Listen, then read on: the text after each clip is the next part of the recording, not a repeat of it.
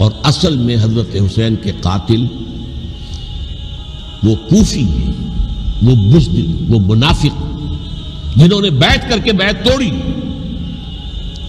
اس کے بعد واقعہ ہرہ بھی ہوا جو واقعہ کربلا سے بھی بعض اعتبارات سے زیادہ بھیانک اور زیادہ گھناؤنا واقعہ بنو امیہ کی تاریخ ہے، جس کو لوگ جانتے ہی نہیں۔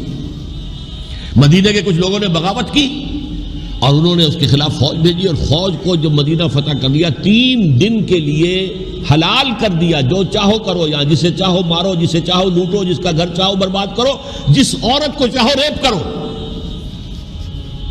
اور یہ مدینہ النبی کے اندر ہوا۔ تو کاٹ کھانے والی ملوکیت کے اندر بہت سے واقعات ہوئے۔ عبداللہ ابن زبیر کھڑے ہوئے، انہوں نے حکومت قائم کی تھی، لیکن یہ کہ وہ تو 6 سال کے لیے کامیاب بھی رہے، ایک حکومت قائم کی، بنو امیہ کے ہاتھ پر بیعت نہیں کی، بالآخر ان کی حکومت بھی ختم ہو گئی۔ پھر حضرت زید کھڑے ہوئے، انہوں نے بغاوت کی، وہ بھی ناکام رہ گئے۔ پھر بنو عباس میں کھڑے ہوئے حضرت نفس زکیہ، حضرت حسن رضی اللہ تعالیٰ عنہ کے اولاد میں سے، وہ بھی ناکام ہو گئے، شہید ہو گئے۔ انہوں نے عوام کو ایسا کھڑا کیا ہے کہ 20,000 سے لے کر 30,000 کے درمیان انسانوں نے جانیں دے دی۔ عورتوں کے جلوس نکلے، شیرخوار بچہ گود میں ہے عورت کے، اور گولی کھا رہی ہے اور مر رہی ہے، گر رہی ہے۔ آپ سوچئے زندگی کتنی عزیز ہوتی ہے، اور شیرخوار بچے کے لیے ماں کی جو زندگی ہے، اس ماں کو اپنی زندگی کتنی عزیز تر ہوگی کہ اپنے لیے نہیں تو اس بچے کے لیے مجھے جینا ہے، لیکن نہیں، گولیاں کھائیں اور گری۔ یہ جذبہ انہی میں ہے۔ واقعہ یہ ہے کہ اہل سنت کے اندر یہ جذبہ نہ ہونے کے برابر ہے۔ یہ میں واشگاف الفاظ میں کہہ رہا ہوں، پورے عالم اسلام میں صرف شیعہ ایران ایسا نکلا ہے کہ جس نے بادشاہت کا خاتمہ کیا، باقی سعودی عرب میں بادشاہت بیٹھی ہوئی ہے، ڈٹ کر بیٹھی ہوئی، اربوں ڈالر کا ایک ایک محل بنتا ہے ان بادشاہوں کا، اور سنی سن ہے، سن، کوئی حرکت نہیں۔ فرش التراب يضمني وهو غطاء، کہ وہ ایک شخص کا کارنامہ، وہ یہودی فتنہ گر، وہ روح مصدق کا بروز، ہر تباہ ہونے کو ہے اس کے جنون سے تار تار۔ اسی طرح وہ عبداللہ ابن سبا یہودی فتنہ گر۔ آج اہل تشیع میں سے بعض حضرات کہتے ہیں کہ یہ عبداللہ ابن سبا یہ تو افسانوی شخصیت ہے، اس کی حقیقت کوئی تھی ہی نہیں، حالانکہ ان کی اپنی کتاب میں رجال کشی کے اندر اس کا ذکر موجود ہے، اور یہ بھی موجود ہے کہ حضرت علی رضی اللہ تعالیٰ عنہ نے اپنے عہد خلافت میں اسے زندہ جلوایا ہے۔ اس کی وجہ کیا تھی؟ یہ آیا مدینے کے اندر اسلام کا لبادہ اوڑھ کر، اس نے چند عقیدوں کی اشاعت شروع کی۔ سب سے پہلے حضرت علی تو خدا ہیں، گاڈ انکارنیٹ، اوتار کا تصور، جیسے ہندوؤں میں ہے رام چندر جی خدا کا اوتار، اور عیسائیت میں بھی پہلے گاڈ انکارنیٹ کا تصور تھا کہ حضرت مسیح خدا کا اوتار ہے، انکارنیشن آف گاڈ۔ تو اس نے کہا کہ حضرت علی تو خدا کا اوتار ہے، خدا ہے۔ نمبر 2، اس نے کہا کہ ہر نبی کا ایک وصی ہوتا ہے جس کے حق میں وہ وصیت کرتا ہے، تو حضور صلی اللہ علیہ وسلم کے وصی حضرت علی ہیں، لہذا خلیفہ تو اول روز سے حضرت علی ہیں، حضرت ابو بکر، حضرت عمر، حضرت عثمان، یہ تو غاصب ہیں، اور حضرت عثمان کی خلافت تھی اس وقت تو خاص طور پر۔ پھر اس نے جو قبائلی عصبیت تھی اسے بھڑکایا۔ پرانی جو عصبیت چل رہی تھی قریش کے اندر، وہ 2 گھرانے ایک دوسرے کے مد مقابل تھے۔ دیکھیے، ایک ہوتا ہے قبیلہ، ایک ہوتا ہے گھرانہ۔ ہمارے پنجاب میں ایک قبیلہ ہے وٹو قبیلہ، اس کے گھرانے بہت سے، مانے کے، لالے کے، سجے کے، شامت کے، یعنی کوئی لالا تھا ان میں سے بڑا، ان کے بیٹے ہو گئے لالے کے، ان کی اولاد، خاندان یہ کہلاتے ہیں۔ قبیلہ ایک، یہ وٹو قبیلہ۔ تو قبیلہ تھا قریش، اس میں گھرانے بہت تھے، بنو ہاشم، بنو امیہ، بنو تیم، بنو عدی، یہ بہت سے گھرانے تھے۔ تو چوٹی کے 2 گھرانے جو تھے وہ بنو ہاشم اور بنو امیہ، ان کے درمیان چپقلش تھی، مقابلہ، مسابقت، اور یہ مسابقت فی الخیر بھی ہوتی تھی۔ اگر انہوں نے غریبوں کو کھانے کھلائے ہیں تو ہم ان سے بڑھ کر کھلائیں گے، اگر وہ حاجیوں کی خدمت کرتے ہیں تو ہم ان سے بڑھ کر کریں گے۔ تو ان کے اندر یہ مسابقت الخیر بھی تھی، لیکن چپقلش تھی کہ کوئی ہم سے آگے نہ نکل جائے، وہ سمجھتا تھا وہ آگے نہ نکل جائے۔ اس شخص نے اس پرانی عصبیت کو تازہ کیا کہ حضور تو بنو ہاشم میں سے تھے، لہذا خلافت حق ہے بنو ہاشم کا، یہ غاصب ہے۔ اس سے پہلے دو خلفاء جو تھے وہ نہ بنو ہاشم سے تھے نہ بنو امیہ سے تھے۔ حضرت ابوبکر بنو تیم میں سے تھے، چھوٹا قبیلہ تھا۔ حضرت عمر بنی عدی میں سے تھے، وہ بھی چھوٹا قبیلہ تھا۔ یہ حضرت عثمان پہلے خلیفہ جو بنو امیہ میں سے تھے، جن کی پرانی چپکلش بنو ہاشم سے تھی، اب اس کو موقع مل گیا کہ پرانی قبائلی عصبیت کو بھڑکائے۔ یہ ہے اصل میں اس فتنے کا پس منظر عبداللہ ابن سبا نے جو آ کر پھیلایا ہے، اور اس کی تفصیل میں اس وقت میں نہیں جا سکتا، کیسے یہ فتنہ پروان چڑھا، کیا انہوں نے اسٹریٹجی اختیار کی، کہ یہ کیا کرتے تھے، گروہ بنا کر بھیجتے تھے لوگوں کو، کوفے میں جاؤ تو وہاں پر دمشق کے گورنر کے خلاف اور مصر کے گورنر کے خلاف الزامات لگاؤ، اس نے یہ کیا، وہ غبن کر گیا، وہ یہ کر گیا، وہ خیانت کر رہا ہے، وہ رشتہ داروں کو پال رہا ہے، اور عثمان کے خلاف بھی تقریریں کرو رضی اللہ تعالیٰ عنہ۔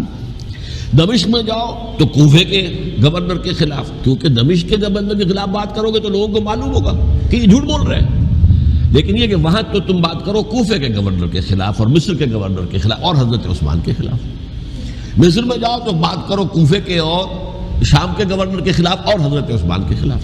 یہ انہوں نے ایسا اٹھایا، اور اس زمانے میں آپ کو معلوم ہے ذرائع رسل و رسائل تھے نہیں، نہ اس فتنے کی پتہ چل سکا جب تک کہ وہ فتنہ جو ہے پوری طرح برگ و بار لا کر تراور درخت نہیں بن گیا۔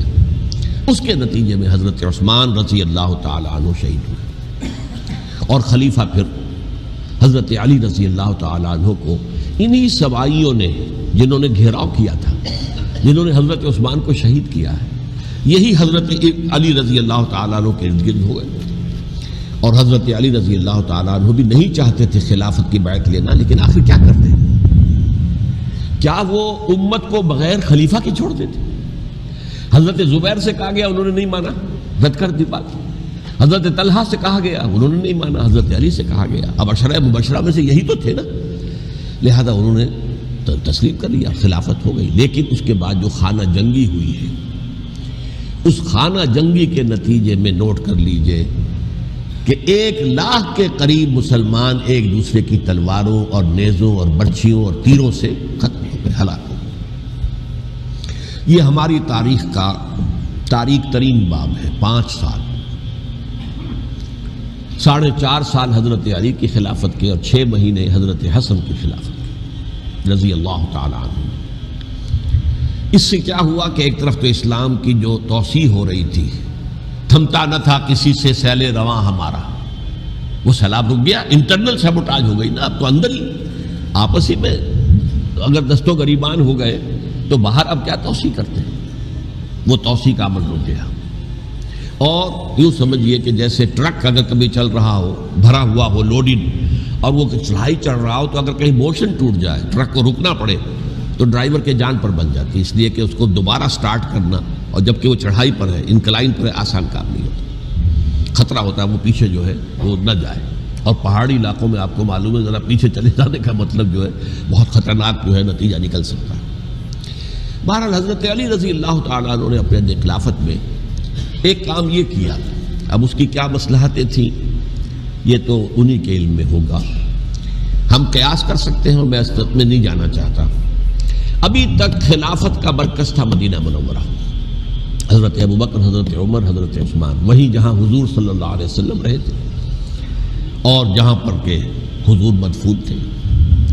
لیکن حضرت علی نے اپنا مرکز جو ہے وہ کوفہ بنا دیا۔ اچھا، اس کی ایک ظاہری وجہ یہ سمجھ میں آتی ہے کہ اسلام کا جو پھیلاؤ ہو گیا تھا، وہ سلطنت اتنی وسیع ہو گئی تھی کہ مدینہ منورہ بہت جنوب میں اور بڑے صحرا کو عبور کر کے جانا ہوتا تھا۔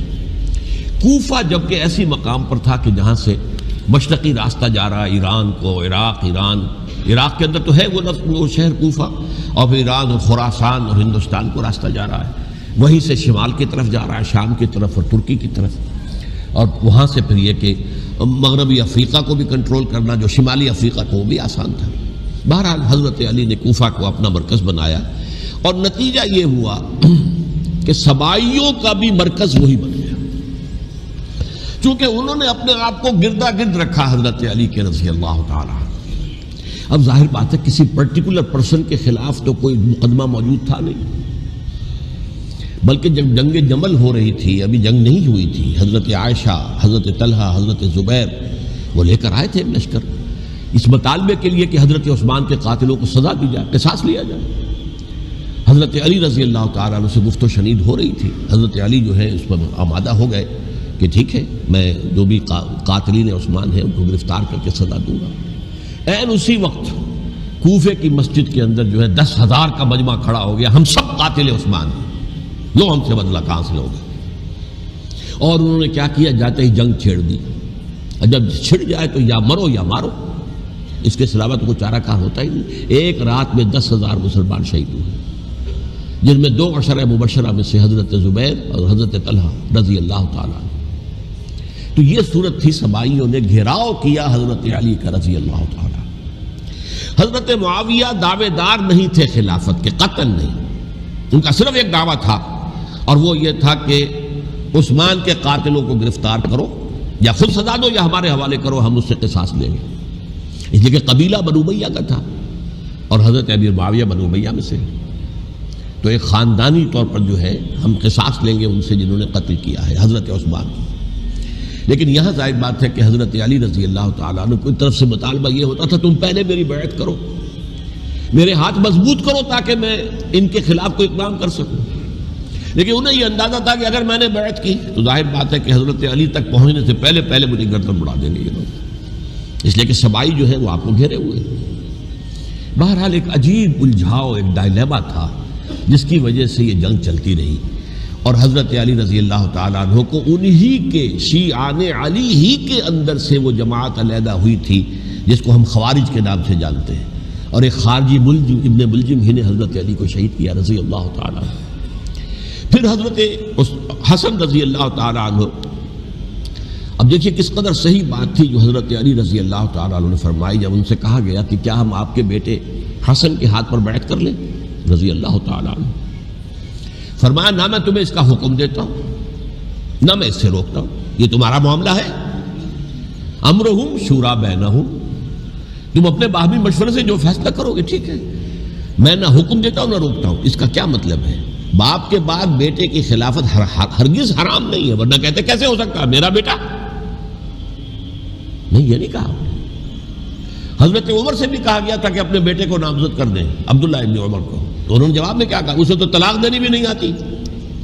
انہوں نے اپنی کسی زوجہ کو طلاق دی تھی، اور اس میں جو صحیح ترین طریقہ ہے وہ اختیار نہیں کیا تھا، انہیں طلاق دینے تک نہیں آتی تو میں اسے خلیفہ بنا دوں۔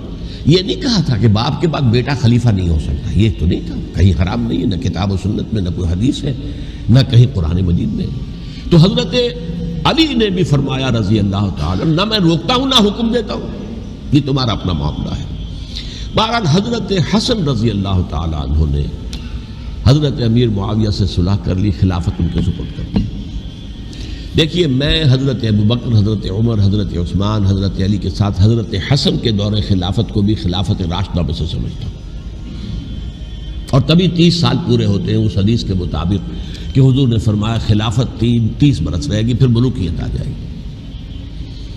تو حضرت حسن کا بہت بڑا کارنامہ یہ ہے کہ اس خانہ جنگی کا دروازہ بند کر دیا، اور یہ پیشن گوئی تھی حضور کی صلی اللہ علیہ وسلم حضرت حسن کو، جب بچے تھے حضور کے انتقال سے پہلے، میرا یہ بیٹا مسلمانوں کے 2 گروہوں میں صلح کرائے گا، یہ حضور کی پیشن گوئی تھی، اور وہ پیشن گوئی حضرت حسن کے علم میں بھی ہوگی یقیناً۔ بہرحال انہوں نے صلح کی حضرت امیر معاویہ کے ساتھ رضی اللہ تعالیٰ عنہ، خلافت ان کے حوالے کر دی، اور کچھ شرائط تھیں طے ہو گئی، اللہ خیر صلی اللہ۔ حضور کی تو یہ پیشن گوئی جو ہے صحیح ثابت ہوئی کہ میرا یہ بیٹا مسلمانوں کے 2 بڑے گروہوں کے درمیان صلح کرا دے گا، اور سبائیوں نے انہیں تانے دیے، یا عار المومنین، اے مومنوں کے لیے موجب عار، موجب شرم، تم نے بزدلی دکھائی ہے، تم نے امیر معاویہ کو خلیفہ تسلیم کر لیا، تم نے بزدلی دکھائی، معاذ اللہ ثم معاذ اللہ ثم معاذ اللہ۔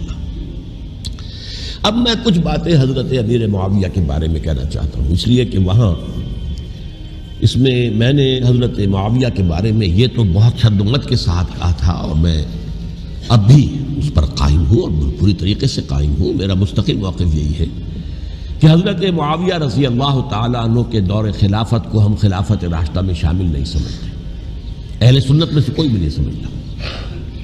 لیکن اس کے ساتھ میں نے حضرت امیر معاویہ کے کچھ مناقب بھی بیان کیے تھے تاکہ پلڑا جو ہے ترازو کا اس کے دونوں پلڑے سامنے آ جائیں. لیکن یہ کہ وہ حصہ میرے اس بیان کا نکال دیا گیا، ختم کر دیا گیا. یہ میں نہیں جانتا کہ اس میں کیا مصلحت دیکھی گئی ہے. اس میں تو کسی کے لیے کوئی معاملہ ایسا نہیں تھا کسی کے جذبات کو جو ہے وہ ٹھیس پہنچانے والا. کیونکہ میں نے کہا وہ خلیفہ راشد نہیں تھے، صاف میں نے کہا، بلکہ وہ دور ملوکیت کا آغاز ان سے ہو گیا ہے.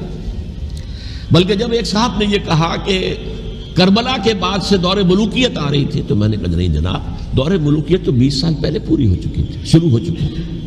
حضرت امیر معاویہ کے بھی 20 سال میں وہ دور ملوکیت میں شمار ہوتے. انہیں کسرى العرب بھی کہا گیا، عرب کے کسریٰ جو شہنشاہ ایران کا خطاب تھا، حضرت معاویہ رضی اللہ تعالیٰ عنہ کو کسرى العرب کہا گیا، عرب کا کسریٰ یہ. لیکن دوسری طرف یہ ہے کہ وہ صحابی رسول ہیں رضی اللہ تعالیٰ، حضور کے برادر نسبتی بھی ہیں، حضور کے سالے ہیں. ان کی ہمشیرہ ام حبیبہ حضور کی زوجہ محترمہ ہیں، ام المومنین ہیں، ام حبیبہ رضی اللہ تعالیٰ عنہ. پھر کس قدر معتمد علیہ تھے حضور کے کہ کاتبان وحی میں شامل تھے. وحی کی کتابت کرنے والے چند لوگ تھے جنہیں کہ حضور کہتے تھے کہ اب یہ آیت لکھ لو. ان میں سے ایک امیر معاویہ بھی رضی اللہ تعالیٰ. تو بڑے توازن کی ضرورت ہے. دیکھیے صحابہ کرام کا جہاں تک تعلق ہے، اہل سنت کا موقف یہ ہے کہ صحابہ تو کلہم عدول، صحابہ سب کے سب نیک نیت ہیں اور ان کی روایت جو ہے قبول کی جائے گی، رد نہیں کی جائے گی، ان پر کوئی جرح و تعدیل نہیں ہوگی. اس لیے کہ ان کا تزکیہ محمد الرسول اللہ صلی اللہ علیہ وسلم نے کیا تھا. لہذا یہ تو ہو سکتا ہے کہ کسی صحابی سے کوئی خطا ہو جائے، لیکن وہ خطا اجتہادی ہوگی، نیت کی خطا نہیں ہوگی، نیت کی غلطی نہیں ہوگی. اگر کسی صحابی کی نیت پر حملہ کیا جائے تو یہ اصل میں طعن ہے، حملہ ہے حضور پر کہ وہ تربیت دے نہیں سکے اپنے ساتھیوں کو. معاذ اللہ ثم معاذ اللہ ثم معاذ اللہ، وہ تزکیہ کر ہی نہیں سکے. 3 جگہ جو قرآن میں آیا ہے یتلو علیہم آیاتہ ویزکیہم، تو کیا تزکیہ کیا؟ اگر ان کے قریب ترین ساتھی جو تھے، اگر ان کے اندر بھی بدنیتی تھی اور دنیا کی طلب تھی اور دنیا کے اندر اقتدار حاصل کرنے کا جذبہ تھا تو پھر کیا تزکیہ کیا؟ معاذ اللہ ثم معاذ اللہ. لہذا صحابہ سب کے سب عدول ہیں اور ان سے اختلاف ممکن ہے، لیکن ان کی نیت پر حملہ نہیں ہو سکتا. تو حضرت امیر معاویہ کی شخصیت ایک چیز ہے، آپ کا دور خلافت دوسری چیز ہے. شخصیت کے اعتبار سے صحابی رسول ہیں، برادر نسبتی ہیں حضور کے صلی اللہ علیہ وسلم. اور پھر یہ کہ اس قدر معتمد علیہ ہے صحابہ میں سے کہ وہ کاتبان وحی، یہ عام آدمی کے کرنے کا کام نہیں تھا جو وحی کی کتابت کرے، اللہ کے کلام کی. البتہ یہ ہے کہ جیسا کہ میں نے عرض کیا ان کا دور خلافت راشدہ نہیں ہے، وہ ملوکیت کا دور ہے. یہ میں نے جیسا کہ عرض کیا، میں نے ایک صاحب نے جب یہ کہا کہ ملوکیت شروع ہو رہی تھی، میں نے کہا شروع نہیں ہو رہی تھی، ملوکیت تو 20 سال پہلے شروع ہو چکی تھی. اسی طریقے سے ایک صاحب نے کہا تھا اسلام کو قائم کرنے کے لیے حضرت حسین میدان میں آئے. میں نے کہا یہ بھی غلط ہے، اسلام تو 60 سال پہلے قائم ہو چکا تھا. نبی اکرم صلی اللہ علیہ وسلم کے دست مبارک سے اسلام قائم ہو گیا. جاء الحق وزهق الباطل ان الباطل کان زهوقا. پھر 30 برس تک وہ کامل شکل کے اندر قائم رہا. تو اسلام جو ہے وہ جو ہے در حقیقت اب قائم کرنے والی بات نہیں تھی. البتہ اس کے اندر زوال شروع ہو گیا تھا. اس زوال کے عمل کو روکنے کے لیے حضرت حسین میدان میں آئے. یہ چیز کو صحیح تاریخی پرسپیکٹو میں رکھنا. تو جس طرح سے دین کو قائم کرنے کے لیے دیکھیے قائم تو کیا محمد رسول اللہ صلی اللہ علیہ وسلم والذین معہ رضی اللہ تعالیٰ عنہ، انہوں نے کیا تھا. ہاں اب جو ہے وہ اپنی اس شاندار حیثیت سے نیچے گرنے لگا تھا. وہ میں بعد میں عرض کروں گا کہ میں نے اسے کیا عرض کیا تھا کہ یہ اس زوال کو روکنے کے لیے کسی طریقے سے یہ اپنی اصل حقیقت میں قائم رہے. یہ حضرت حسین رضی اللہ تعالیٰ عنہ کے سعی تھے. اچھا، حضرت امیر معاویہ کے جو 20 سال ہیں وہ پورے امن، سکون، اطمینان، کوئی جھگڑا، کوئی فساد، کوئی اختلاف، کوئی باہمی خاندانی، کچھ 20 سال. یہ بھی تاریخ کی بڑی چشم کشا حقیقت ہے جو عام طور پر لوگوں کے علم میں نہیں ہے. سبائی بھی دبکے رہے. حضرت امیر معاویہ کی حکومت اتنی مضبوط تھی، کنٹرول، کہ ان کو کچھ سر اٹھانے کا موقع نہیں ملا. موجود تھے دب کے رہے. جیسے کہ میں نے کہا ریولیوشن کے آخری مرحلے پر آ کر جو مخالفین ہیں وہ دب جاتے ہیں کہ پھر دیکھیں گے موقع ملے گا تو پھر لیں گے ان سے حساب کتاب. 20 سال رہے ہیں پورے امن کے. 10 سال کے بعد یعنی درمیان میں ہے حضرت امیر معاویہ کا عہد خلافت. ایک صحابی جو کہ بزرگ صحابہ میں سے ہیں مغیرہ ابن شعبہ رضی اللہ تعالی عنہ، وہ آتے ہیں اور وہ کہتے ہیں کہ دیکھیے امیر المومنین، کتنی بڑی خانہ جنگی رہی تھی مسلمانوں کی آپس میں، اور اب بھی اگر آپ کسی کو نامزد کیے بغیر چھوڑ گئے امت کو تو پھر خانہ جنگی ہو جائے. 1 لاکھ اس وقت جو ہے وہ ہلاک ہوئے تھے، نہ معلوم اب کتنے ہلاک. لہٰذا آپ اپنی زندگی ہی میں نامزد کر دیجئے کسی کو خلیفہ، ولی عہد بنا دیجئے.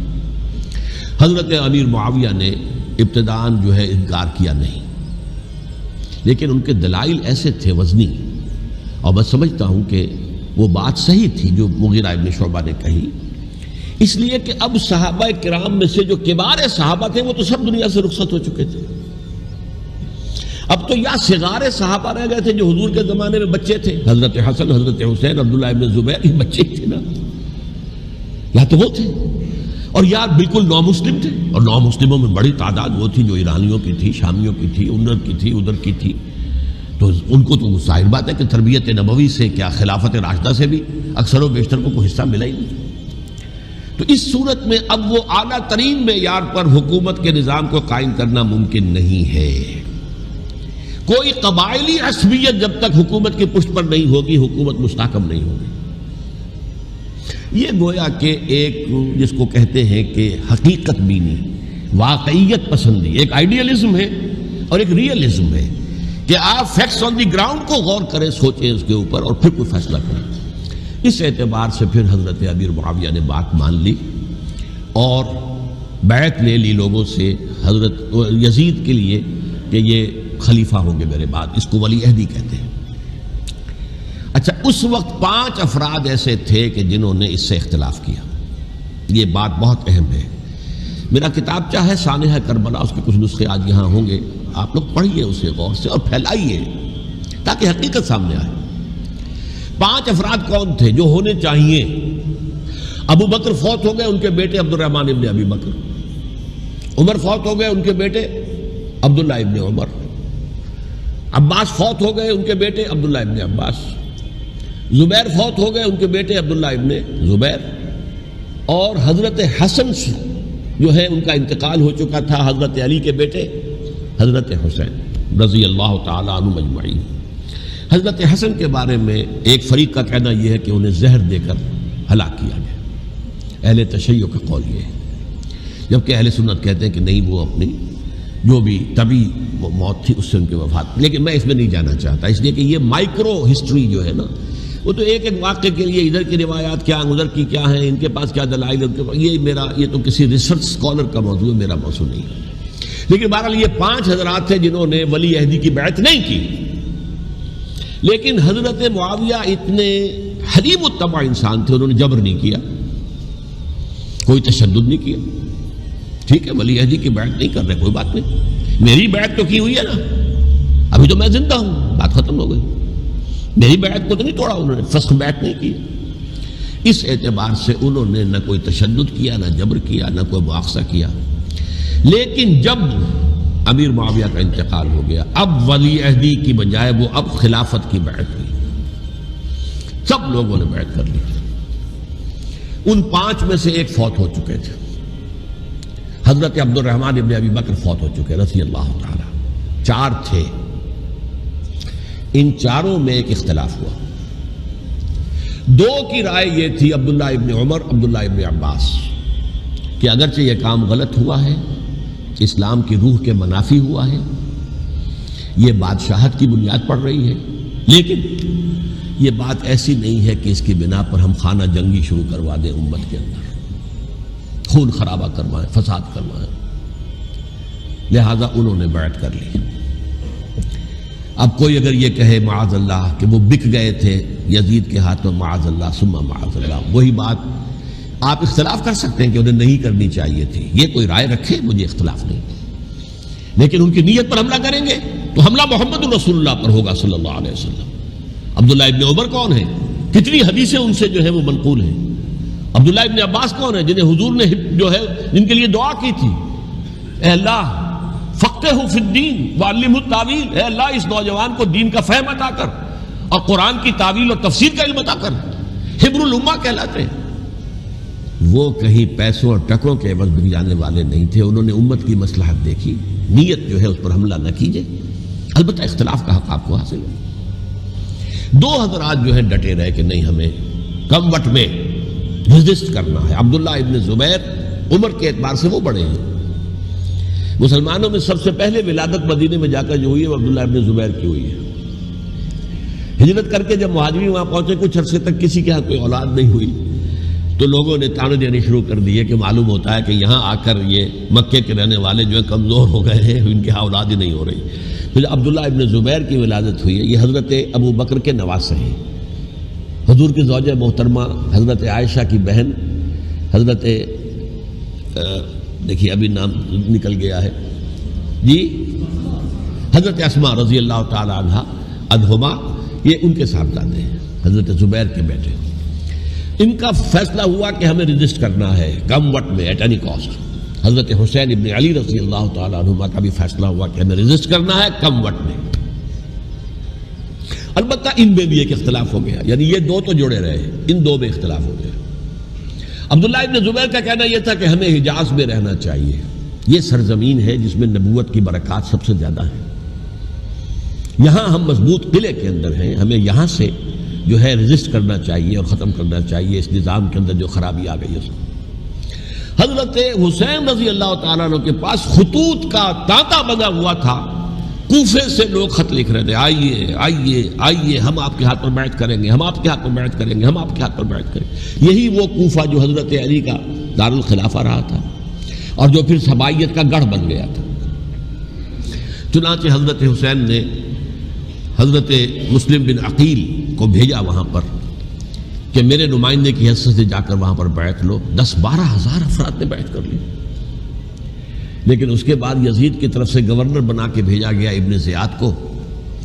ابن زیاد نے آ کر جو تشدد کیا اور سختی کی تو سب کے سب بیعت توڑ کر اور سب منحرف ہو گئے. مخلصین تو وہ تھے نہیں. الکوفی لایوفی، کوفی جو ہے وہ تو کوئی وعدہ وفا کرنے والا ہوتا ہی نہیں. بیعت توڑ دی. فمن نقص فانما ينقص على نفسه. بیعت کے بعد بیعت توڑ دینا بہت بڑا گناہ ہے. توڑ دی. ادھر اطلاع مل گئی حضرت حسین کو، چل چکے تھے، وہ راستے میں تھے کہ وہاں تو مسلم بن عقیل شہید ہو گئے اور سب لوگوں نے بیعت توڑ دی. اب واپس جانا چاہتے تھے لیکن مسلم بن عقیل کے بیٹے جو ہے اڑ گئے. یہ عرب کی اپنی ایک جو ہے پرانی ان کی حمیت اور ان کا قبائلی نظام کہ اب ہم اپنے والد کے خون کا قصاص لیے بغیر نہیں جائیں گے. حضرت حسین رضی اللہ تعالیٰ عنہ کی مروت اور شرافت، یہ میرا ساتھ دینے کے لیے آئے تھے، اب میں ان کا ساتھ نہ دوں تو یہ تو شرافت اور مروت کے خلاف ہے. کہا اچھا چلو چلتے. وہاں جا کر بھی عین اپنے میدان کے اندر بھی حضرت حسین رضی اللہ تعالیٰ عنہ نے 3 چیزیں پیش کی ان کوفیوں کے لشکر کے خلاف. سب سے بڑا لشکر کے اندر سب سے بڑے تو کوفی تھے جنہوں نے بیعتیں کی ہوئی تھی حضرت حسین کے ساتھ. دیکھو مجھے جانے دو واپس حجاز کی طرف، یا مجھے سرحدوں پر بھیج دو تاکہ میں کافروں کے ساتھ جنگ کرتے ہوئے اپنی جان دے دوں، یا مجھے یزید کے پاس جانے دو، میں اپنا معاملہ اس سے طے کر لوں. لیکن کوفیوں کو یہ گوارا نہیں تھا. اگر یہ یزید کے پاس پہنچ گئے تو ہمارا کچا چٹھا بیان کر دیں گے کہ مجھے تو ان لوگوں نے برگلا کر بلایا تھا. اس لیے کہ دیکھیے حضرت امیر معاویہ کے 20 سالوں کے دوران میں بتا چکا ہوں ان کی حکومت اتنی مستحکم تھی کہ اس کے خلاف کوئی فتنہ اٹھانا ممکن نہیں تھا. اب چونکہ ایک چینج اوور ہوا تھا، اور چینج اوور میں آپ کو معلوم ہوتا ہے کہ ایک جس کو کہتے ہیں every thing is in the melting پاٹ، ابھی تو یہ درمیان کے اندر معاملہ ہے، تو انہیں موقع ملا. سر اٹھایا حضرت حسین رضی اللہ تعالیٰ عنہ کو، جو خطوط لکھے جس کے کہ تھیلے کے تھیلے اور بوریوں کی بوریاں بھری ہوئی حضرت حسین کے ساتھ تھی، وہ کہا کہ آئیے ہم آپ سے بیعت کریں گے. انہوں نے نہیں مانا.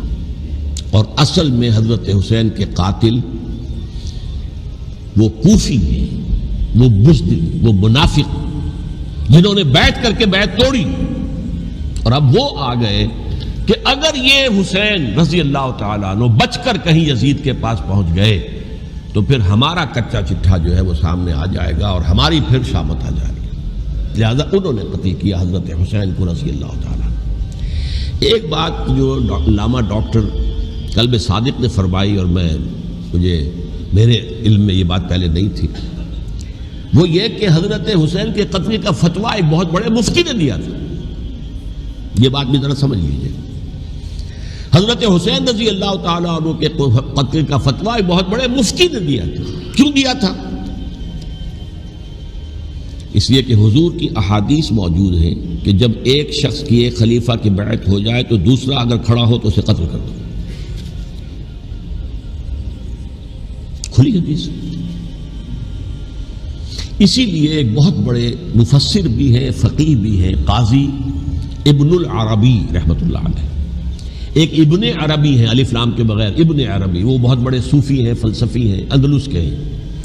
یہ قاضی ابن العربی ہیں جنہوں نے قرآن کی ایک تفسیر لکھی ہے اس اعتبار سے کہ صرف ان آیات کی تفسیر جن سے کہ فقہی احکام جو ہے ان کا استنباط ہوتا ہے۔ یہ دو تفسیریں اس طور سے لکھی گئی ہیں قرآن مجید کی، احکام القرآن ان کا نام ہے دونوں کا، جن میں سے ایک جو ہے قاضی ابن العربی کی ہے۔ ان کا ایک جملہ نقل ہوتا ہے، قتل الحسین بسیف جدہ، حسین قتل ہو گئے اپنے ہی نانا کی تلوار سے۔ وہ تلوار کیا تھی؟ جب کسی کی بیعت ہو چکی ہو پھر کوئی کھڑا ہو مدعی خلافت، قتل کر دو۔ میرے نزدیک حضرت حسین مدعی خلافت نہیں تھے، یہ بات اس وقت سامنے لوگوں کے نہیں آئی، بلکہ حکومت نے یہ باور کرا دیا کہ یہ تو باغی ہے، یہ مدعی ہے خلافت کے۔ انہوں نے تو دعویٰ نہیں کیا خلافت کا، وہ تو صرف اس عمل کو روکنے کے لیے میدان میں آئے تھے۔ اور اس بات کو اچھی طرح سمجھ لیجئے کہ اس وقت تک یہ جو تصور آج ہمارے پاس ہے کہ ریاست علیحدہ ہے، حکومت علیحدہ ہے، state of Pakistan, we are loyal to the state of Pakistan, ہم ریاست پاکستان کے وفادار ہیں، گورنمنٹ آف پاکستان کے وفادار نہیں ہیں۔ We are not loyal to the government. Government تو کبھی بے نظیر کی تھی، ہم اس کے خلاف تحریک چلا رہے تھے، یا کبھی کسی اور کی تھی اس کے خلاف تحریک چل رہی ہے، یا کبھی ضیاء الحق کی تھی اس کے خلاف تحریک چل رہی ہے۔ گورنمنٹ کو بدلنا تو عوام کا حق ہے، آج، اس وقت نہیں تھا۔ اس وقت ریاست اور حکومت کا کوئی فرق نہیں تھا، لہذا جو حکومت سے اختلاف کرے گویا کہ باغی ہے۔ یہ ہے اصل میں وہ پیچیدہ مسئلہ کہ کیوں کسی مفتی نے فتویٰ دے دیا، اس لیے کہ اس وقت تک ریاست اور حکومت کا فرق واضح نہیں تھا دنیا پر۔ یہ تو ابھی کوئی 100-150 سال کی بات ہے کہ آج ہمارا جو پولیٹیکل سائنس کا ایولیوشن ہوا ہے وہ اس اسٹیج تک پہنچ گیا ہے کہ اسٹیٹ علیحدہ ہے، حکومت علیحدہ ہے۔ حکومت تو اسٹیٹ کے 3 آرگنز میں سے ایک آرگن ہے، ایڈمنسٹریشن حکومت کی ہے، جوڈیشری ہے اور لیجسلیچر ہے، 3 آرگنز ہیں بڑے بڑے، ان میں سے ایک ہے۔ تو حکومت کو بدلنا تو عوام کا حق ہے، چاہے وہ ووٹ کے ذریعے بدلے، چاہے ایجیٹیشن، اگر پرامن ایجیٹیشن ہے اس سے حکومت کو بدلنے کا حق حاصل ہے دستوری طور پر ہر اعتبار سے۔ اس وقت یہ نہیں تھا، لہذا صورتحال یہ بن گئی کہ حکومت وقت نے باور کرا دیا مسلمانوں کو، ورنہ سوچئے نواسۂ رسول کو قتل کرنا کوئی آسان کام تھا؟ آخر سب کلمہ گو تھے کہ نہیں تھے؟ کلمہ گو تو تھے نا، اور حضور سے عقیدت اور محبت میں کبھی، لیکن یہ کہ فتویٰ اگر ایک بہت بڑے مفتی کا، جو کہ حضرت علامہ ڈاکٹر قلب صادق صاحب نے فرمایا، مجھے اس مفتی کا نام بھی معلوم نہیں، کہ ایک مفتی ہی کا فتویٰ تھا وہ، جس کے بنا پر اب ان لوگوں نے حضرت حسین کو قتل کیا، اور یہی وجہ ہے کہ انہوں نے پھر خیموں کو بھی آگ لگا دی۔ وائی، حالانکہ دیکھیے اگر دشمنی کا انتقام ہوتا تو حضرت علی بن حسین جو بیمار تھے، جو بعد میں زین العابدین رحمۃ اللہ علیہ کے نام سے پھر یہ اہل تشیع کے چوتھے امام معصوم ہیں، حضرت علی، حضرت حسن، حضرت حسین، اور پھر حضرت علی بن حسین زین العابدین رحمۃ اللہ علیہ، کیا ان کو بھی قتل کر دیتے؟ حضرت حسین کی نسل ختم ہو جاتی، لیکن نہیں کیا۔ آگ کیوں لگائی؟ آگ اس لیے لگائی کہ وہ جو ڈاکومنٹری پروف ہے ہماری غداری کا یزید کے خلاف حضرت حسین کو جو ہم نے دعوت دی، وہ جو ڈاکومنٹری پروف خطوط کی شکل میں موجود ہے وہ ختم ہو جائے، ڈسٹرائے ہو جائے۔ اس کے لیے انہوں نے خیموں میں آگ لگائی۔ بہرحال یہ ہے تاریخی پس منظر، یہ اسی سبائی فتنے کا تسلسل ہے۔ جس نے سب سے پہلے حضرت عثمان کی جان لی رضی اللہ تعالیٰ عنہ. 5 سال تک مسلمانوں میں خانہ جنگی رکھی.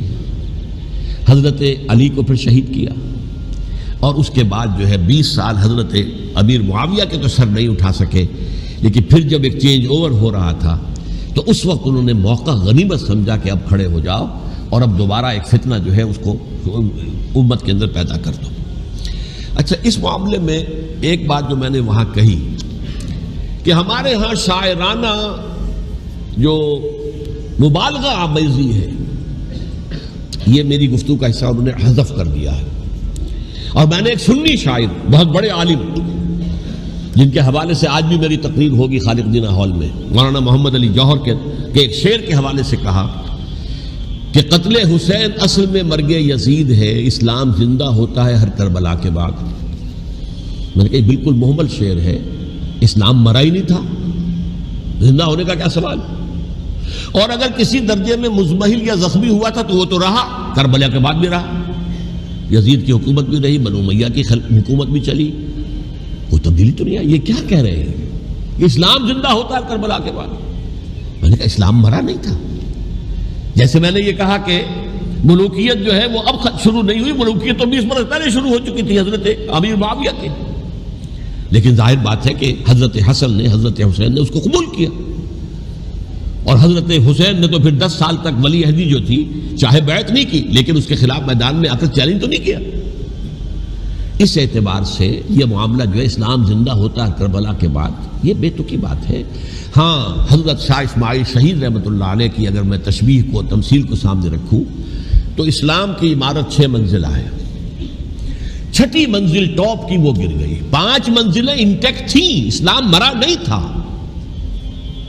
عدالت میں شریعت کے مطابق فیصلے ہو رہے تھے، قاضی تھے، مفتی تھے، شریعت نافذ تھی، اسلام کہاں مرا تھا. جبکہ خود کہہ رہے ہیں علامہ کلب صادق کے ایک مفتی کے فتوے سے ہی حضرت حسین کو قتل کیا گیا. اب وہ مفتی کی رائے، اس کی بدنیتی ہو، جو بھی ہو، وہ جانے، اللہ جانے. لیکن عام مسلمان کیا کریں؟ اس پہلو سے اسلام مرا نہیں تھا. ہاں، ایک منزل گر گئی تھی، وہ گری رہی، 1000 برس تک گری رہی، یہاں تک کہ آ کر مغربی امپیریلزم نے اس نے گرایا، ملوکیت کا معاملہ ختم کیا، اور وہ جبرین ملوکیت دوسری آ گئی. ورنہ وہی بادشاہی چلی ہے. بلکہ دور بنو امیہ میں وہ بادشاہی پوری طرح اس نے بالوں پر نہیں نکالے تھے، اصل بالوں پر تو اس نے نکالے ہیں دور بنو عباس میں آ کر. اور پھر سلاطین جو ہے ترک، جو ترک خلفاء ہے، ان کا بھی بادشاہت تھی، اور کیا تھا، وہ خلافت تو نہیں تھی. تو یہ تو اسلام میں جو بھی نقص واقع ہو گیا تھا، کبھی واقع ہو گئی تھی، وہ جو کی تو برقرار رہی. اس کو بھی تسلیم کیا. میں اللہ کا شکر ادا کر کے کہتا ہوں کہ دونوں حضرات، دونوں شیعہ دانشور اور بڑی اعلیٰ سطح کے جو شیعہ عالم تھے، انہوں نے اس بات کو تسلیم کیا اور میری اس بات کو چیلنج نہیں کیا.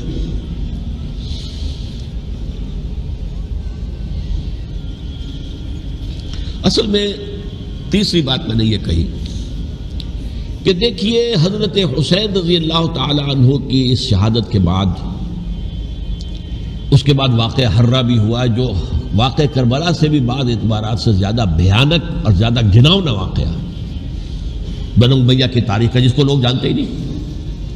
مدینہ کے کچھ لوگوں نے بغاوت کی اور انہوں نے اس کے خلاف فوج بھیجی، اور فوج کو جب مدینہ فتح کر لیا، 3 دن کے لیے حلال کر دیا، جو چاہو کرو، یہاں جسے چاہو مارو، جسے چاہو لوٹو، جس کا گھر چاہو برباد کرو، جس عورت کو چاہو ریپ کرو. اور یہ مدینہ النبی کے اندر ہوا. تو کاٹ کھانے والی ملوکیت کے اندر بہت سے واقعات ہوئے. عبداللہ ابن زبیر کھڑے ہوئے، انہوں نے حکومت قائم کی تھی، لیکن یہ کہ وہ تو 6 سال کے لیے کامیاب بھی رہے، ایک حکومت قائم کی، بنو امیہ کے ہاتھ پر بیعت نہیں کی، بالآخر ان کی حکومت بھی ختم ہو گئی. پھر حضرت زید کھڑے ہوئے، انہوں نے بغاوت کی، وہ بھی ناکام رہ گئے. پھر بنو عباس میں کھڑے ہوئے حضرت نفس زکیہ، حضرت حسن رضی اللہ تعالیٰ عنہ کی اولاد میں سے، وہ بھی ناکام ہو گئے، شہید ہو گئے. پھر یہ سمجھ لیا گیا کہ اب یہ جہاں تک 6ٹھی منزل ہے وہ تو دوبارہ تعمیر نہیں ہو سکتی. یہ تو جس کی لاٹھی اس کی بھینس، جس کے پاس طاقت ہوگی اس کی حکومت ہوگی، جس کا قبیلہ زیادہ قوی ہوگا، جس قبیلے میں زیادہ عصبیت ہوگی، مضبوط ہوگا، متحد ہوگا، طاقتور ہوگا، اسی کی حکومت ہوگی۔ البتہ اس کے نیچے لوگوں کے اخلاق کی اصلاح کرو۔ صوفیاء کرام نے وہ کام اپنے ذمے لیا، اور بالکل وہی کام ہے کہ جو ائمہ اہل بیت کرتے رہے۔ حضرت حسن کی اولاد میں پھر حضرت علی بن حسین رضی اللہ تعالی، حضرت حسین کی اولاد میں پھر امام محمد باقر، امام محمد جعفر صادق، اور اس کے بعد بھی 5 اور، کسی نے بغاوت نہیں کی۔ جیسے علماء کرام کام کر رہے تھے اور جیسے صوفیاء کرام کام کر رہے تھے، ایسے ہی وہ مسلمانوں کی علمی تربیت، روحانی تربیت و تزکیہ کر رہے تھے۔ کسی نے حکومت کو چیلنج نہیں کیا۔ نوٹ کر لیجیے اس بات کو۔ حضرت علی نے بھی چیلنج نہیں کیا تھا، حضرت حسن نے چیلنج نہیں کیا، خود صلح کر لی۔ تو ائمہ اہل بیت جو 12 یہ گنتے ہیں، جن میں سے آخری جو ہے حضرت مہدی کو تو ابھی ظاہر ہونا ہے، ان کے عقیدے کے مطابق وہ روح پوش ہیں، وہ ظاہر ہوں گے۔ لیکن 11 حضرات کے بارے میں یہ کہ حضرت حسین کے سوا کسی نے بھی چیلنج نہیں کیا وقت کے نظام میں، اور حضرت حسین نے بھی اس مغالطے پر کیا کہ کوفی ساتھ دیں گے، اور یہ موقع ہے کہ یہ جو 6ٹھی منزل اسلام کی گر گئی ہے اسے دوبارہ تعمیر کر دیا جائے۔ انہوں نے خلافت کا دعویٰ نہیں کیا تھا، یہ انہیں عوام کو مغالطے میں مبتلا کیا گیا کہ یہ خلافت کا مدعی ہو کر سامنے آیا۔ جیسا کہ میں نے آپ سے کہا تھا، امیر معاویہ نے حضرت علی کے عہد خلافت میں کبھی خلافت کا دعویٰ نہیں کیا، مدعی خلافت نہیں تھے وہ تو یہ کہتے تھے کہ قاتلان حسین جو ہے، قاتلان عثمان کو سزا دو، قصاص دو، بس۔ اسی طرح حضرت حسین نے بھی، اب دیکھیے اس ضمن میں اس میں کوئی شک نہیں ہے، حضرت حسین رضی اللہ تعالی عنہ کی جو شہادت ہوئی ہے، ان کے ساتھیوں کی، اعزاء و اقارب کی، تاریخ انسانی میں یہ عزم، ہمت، شجاعت، مثابرت، صبر، استقلال، استقامت، اس کی بہت روشن مثال ہے، بہت روشن مثال ہے، بہت روشن مثال ہے۔ لیکن اس سے تاریخ کی رفتار پر کوئی اثر نہیں پڑا۔ وہ جو ملوکیت آ گئی تھی وہ اور گہری سے گہری ہوتی چلی گئی۔ واقعہ کربلا کے بعد تو واقعہ ہررا ہوا میں نے گنوا دیا، اس سے زیادہ تو میرے خیال میں کہ اور ہمارے لیے لائق شرم جو ہے کوئی واقعہ ہے ہی نہیں اس پہلو سے۔ لیکن حضرت حسین کا ایک، اب ان کو یہ کہ میں، مطلب یہ کہ اگر میں ان کے ہاتھ پر بیعت کر لیتا ہوں، جو کہ اس وقت سامنے موجود تھے، کہ یزید کی بیعت تمہارے ہاتھ پر کرتا ہوں، تو گویا کہ اپنے آپ کو سرنڈر کر دیتے ہیں۔ وہی خطرہ جو امیر معاویہ کو تھا کہ مجھے وہ تو پہنچنے بھی نہیں دیں گے علی تک رضی اللہ تعالیٰ عنہ، اور مجھے پہلے ہی شہید کر دیں گے۔ یہی خطرہ حسین کو تھا رضی اللہ تعالیٰ عنہ کہ مجھے یزید تک پہنچنے نہیں دیں گے، پہلے ہی قتل کر دیں گے۔ اور ویسے بھی یہ ایک شرافت، مروت اور حمیت اور غیرت اور عزت نفس کا تقاضا بھی تھا کہ بھائی معاملہ ہے یزید کا، میرا مجھے وہاں جانے دو، اللہ اللہ خیر سے، یو کین اسکورٹ می، میرے دائیں بائیں چلو تاکہ میں کہیں اور بھاگ نہ جاؤں تمہارے خیال میں، مجھے وہاں پہنچا دو، میں وہاں پہ جا کے اسے معاملہ کر لوں۔ لیکن انہوں نے قتل کیا، اصل قاتلان کوفی، وہی سبائی۔ البتہ یہ ہے کہ اس واقعے کی جو یادگار ہے، اس میں کوئی شک نہیں ہے کہ اس نے مسلمانوں میں سے ایک گروہ کے دل میں قربانی اور شہادت کا جذبہ بہت پیدا کیا، اس میں کوئی شک نہیں۔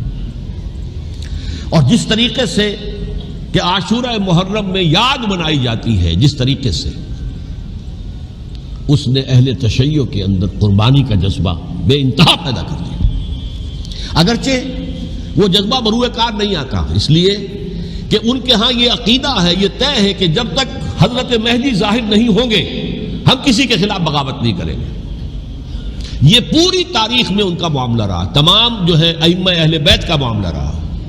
جب تک مہدی نہیں آتے، keep sitting and keep waiting, wait and see, that's all. یہ تو خمینی صاحب نے کیا ہے، آیت اللہ خمینی صاحب نے، کہ انہوں نے یہ ایران کے شیعوں کو باور کرایا کہ بھائی جب آئیں گے حضرت مہدی آ جائیں گے، لیکن ہم اب ہاتھ پر ہاتھ رکھ کر بیٹھے رہیں، باطل کو چیلنج بھی نہ کریں، ہمیں کچھ تو کرنا چاہیے، وہ ہاتھ پاؤں ہلانے چاہیے، اور کچھ نہیں تو مہدی کا راستہ جو ہے صاف کرنا چاہیے، تمہید کرنی چاہیے، ان کے راستہ ہموار کیا جائے۔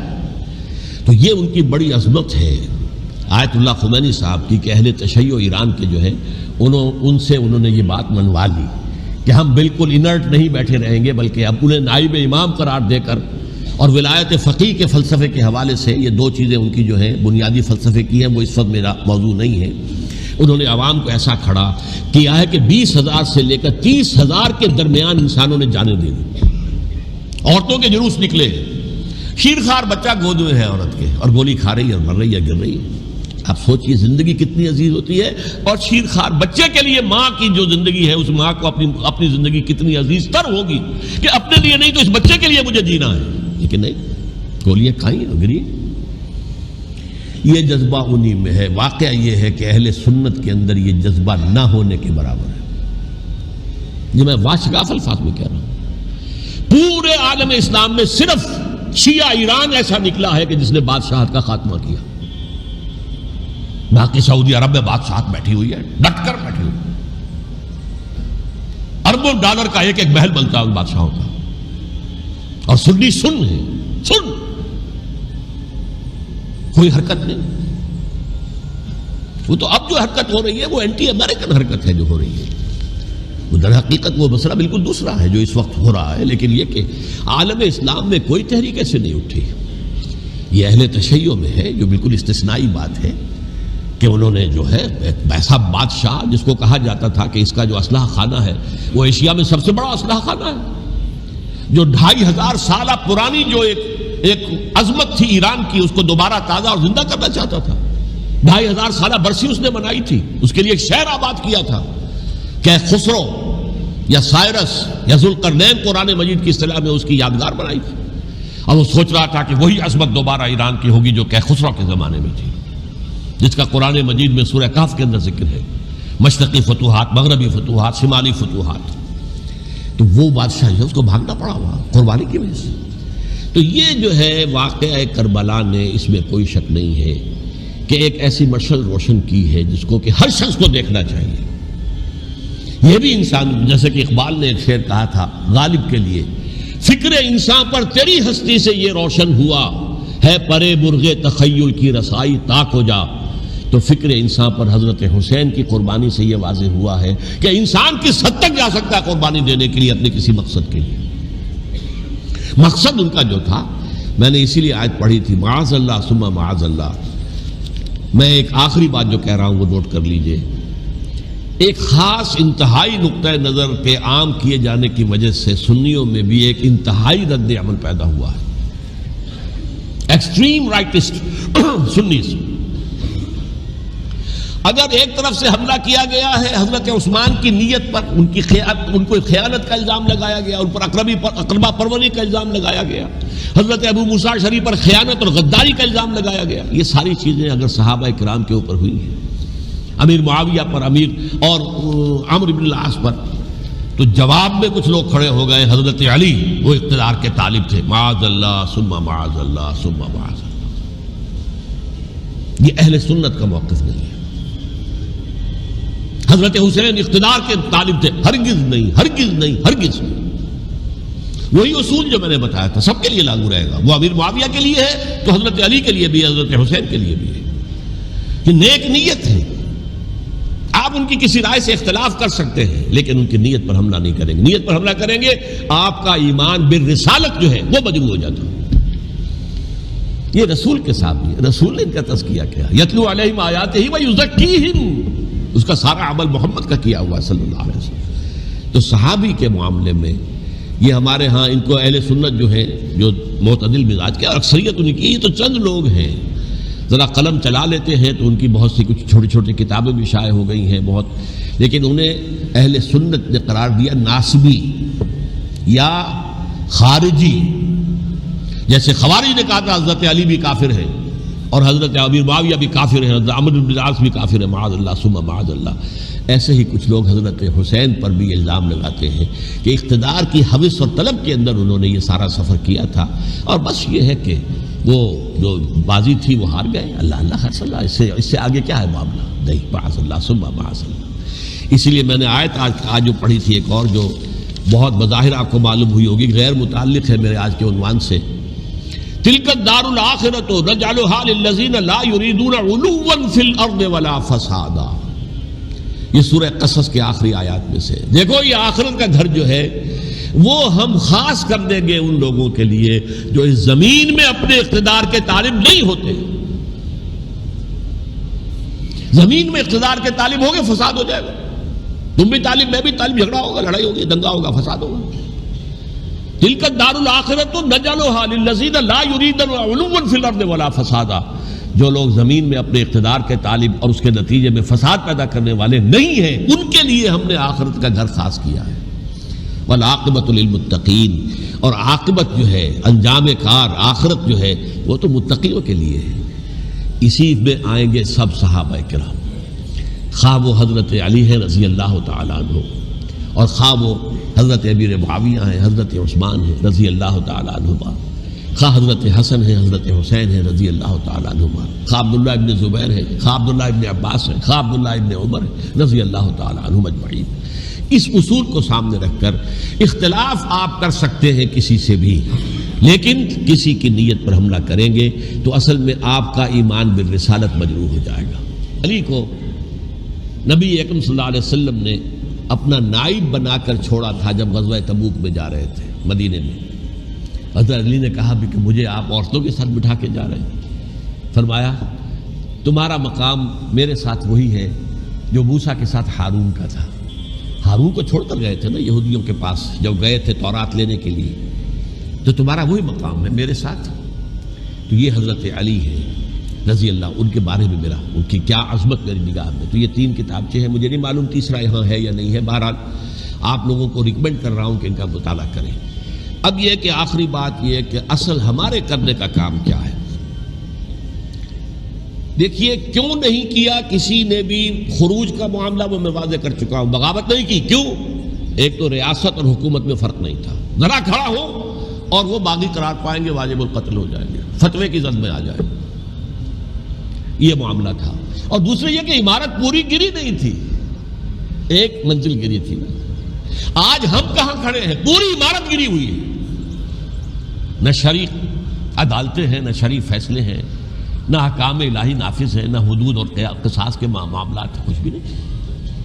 ہمارا فرض کیا ہے؟ حضرت حسین کی مدح کرتے رہیے، تعریف کرتے رہیے، صحابہ کرام کی مدح کرتے رہیے، مدح صحابہ، اس کے لیے مجلسیں قائم ہو رہی. بھائی کر کیا رہے ہو؟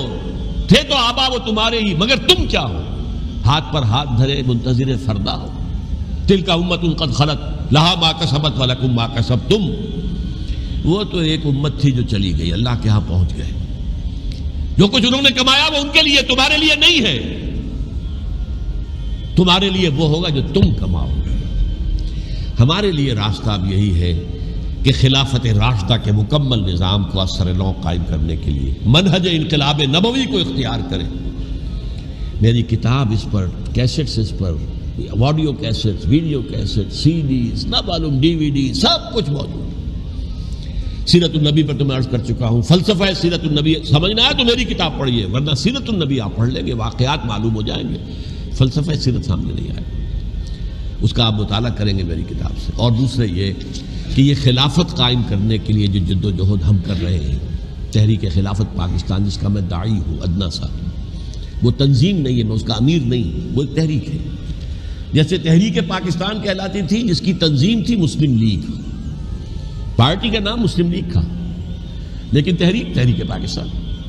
اس طرح تحریک خلافت پاکستان وہ ہم نے چلائی ہے تنظیم اسلامی کے تحت. یہ خلافت جب پہلی چلی تھی آج سے 84 سال قبل، نومبر 1921 میں خالد دینا ہال میں وہ مقدمہ چلا تھا، جس کے نتیجے میں بڑے بڑے جو لیڈر تھے ہمارے، مولانا محمد علی جوہر اور مولانا حسین مدنی اور مولانا ابوالکلام آزاد، ان سب کو 2 سال کی قید کی سزا سنائی گئی تھی. بغاوت، مقدمہ بغاوت، یہ خالد دینا ہال تھا. اسی میں سن 91 یا 92 میں نے 3 دن تقریریں کی تھیں، جن میں آج سے پھر میں 3 تقریریں کرنے والا ہوں. ایک آج شام کو، ایک کل شام کو رات 9 بجے، آج بھی کل بھی، ایک پرسوں اتوار کی صبح کو 10 بجے ہے کیا 11 بجے. تو ان میں آپ حضرات شرکت فرمائیں، تاکہ اصل جو ہمارے کرنے کا کام ہے، تاریخ کو بھی سمجھنا چاہیے. تاریخ کے عوامل کیا ہیں، کیا پس پردہ عوامل کار فرما تھے، کیا کسی شے کی اصل حقیقت ہے، وہ سمجھنا چاہیے. لیکن یہ ہے کہ اس اعتبار سے میں نے جب یہ لفظ استعمال کیا تھا اس مذاکرے میں لپ سروس، کہ یہ ہم صرف لپ سروس کرتے رہے، مدح کے بیان کرتے رہے، منقبت بیان کرتے رہے، حضور کی نعتیں کہتے رہے، تو اس سے تو بات نہیں بنے گی جب تک کہ وہ فرض منصبی شہادت علی الناس کا جو ہمارے ذمے ہے بحیثیت امت محمد صلی اللہ علیہ وسلم اس کو ادا نہ کرے۔ مجھے خوشی ہے کہ اس کی بھی تائید دونوں حضرات نے کی، ہاں یہ لپ سروس کا معاملہ ہے۔ اللہ تعالی حضرت حسین کے نقش قدم پر چلتے ہوئے، بلکہ اصل میں تو ہمارے لیے اسوہ رسول ہے محمد صلی اللہ علیہ وسلم کا، اس پر چلتے ہوئے ہم پاکستان میں اسلام کا نظام خلافت قائم کرنے کی جد و جہد کریں۔